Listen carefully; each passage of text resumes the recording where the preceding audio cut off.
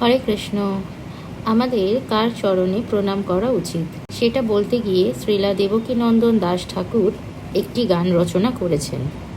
বৃন্দাবনবাসী যত বৈষ্ণবের গণ, প্রথমে বন্দনা করি সবার চরণ।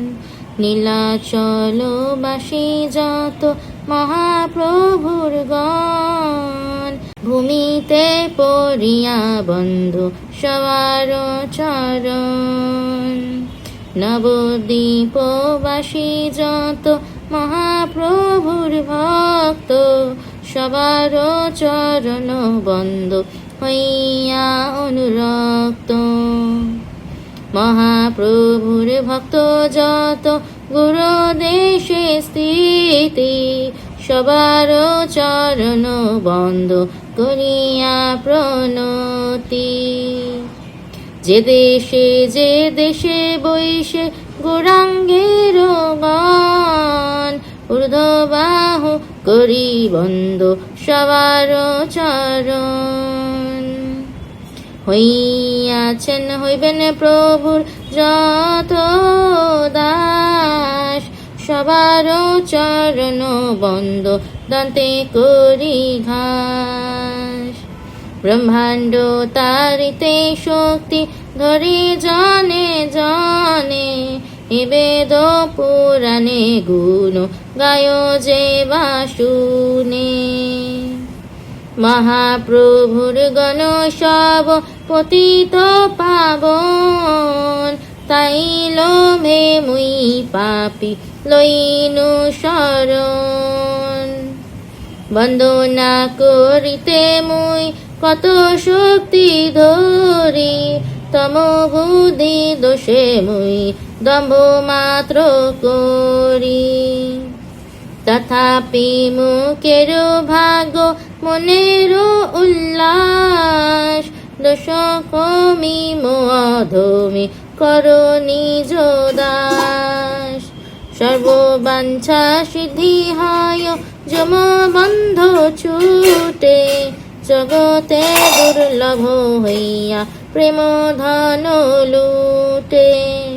মনের বাসনা পূর্ণ অচিরাতে হয়, দেবকী নন্দন দাস এই লোভে কয়।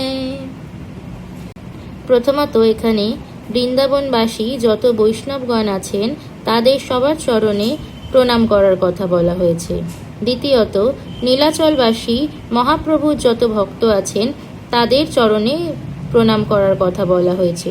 তৃতীয়ত নবদ্বীপবাসী মহাপ্রভুর সমস্ত ভক্তদের চরণে বন্দনা করতে অনুরোধ করা হয়েছে।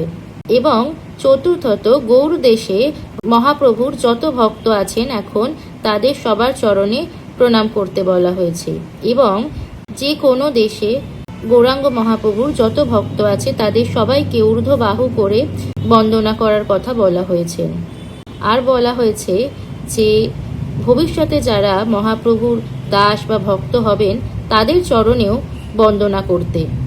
মানে এখানে বলা হয়েছে যারা মহাপ্রভুর ভক্ত আছেন, ছিলেন এবং ভবিষ্যতে হবেন, মানে প্রতিটি জীবের চরণে প্রণাম নিবেদন করতে অনুরোধ করা হয়েছে এই প্রার্থনাটির মধ্যে দিয়ে। বলা হচ্ছে যে মহাপ্রভুর যত ভক্ত আছেন তারা সবাই এত শক্তিমান যে ব্রহ্মাণ্ডের সমস্ত কলুষতা তারা বিতাড়িত করতে পারেন। সেজন্য বেদ পুরাণে তাদের গুণগান গাওয়া হয়। মহাপ্রভুর যত গণ তারা হচ্ছেন পতিত পাবন, তাই জন্য আমাদের সবার তাদের চরণে শরণ নেওয়া উচিত। বলা হয়েছে আমরা তমবুদ্ধি দোষে নিজেদের দম্ভে এতটাই পতিত যে আমরা বন্দনা করার মতো ক্ষমতাও রাখি না, কিন্তু আমাদের ভাগ্য এতই উল্লাসিত যে এই মহাপ্রভুর ভক্তগণ আমাদের সমস্ত দোষ ক্ষমা করে এই অধমদের নিজ দাসে স্বীকার করে নেন। সেজন্য আমরা সমস্ত যমবন্ধ থেকে মুক্ত হতে পারি এবং আমরা দুর্লভ কৃষ্ণ প্রেম ধন প্রাপ্ত হতে পারি।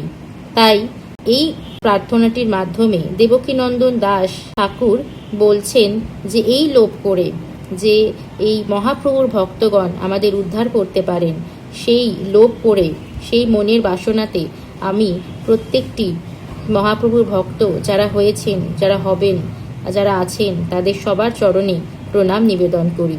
আমাদেরও দেবকীনন্দন দাস ঠাকুরের অনুসরণ করে প্রত্যেকটি বৈষ্ণবকে প্রণাম জানানো উচিত। হরে কৃষ্ণা, হরি বল।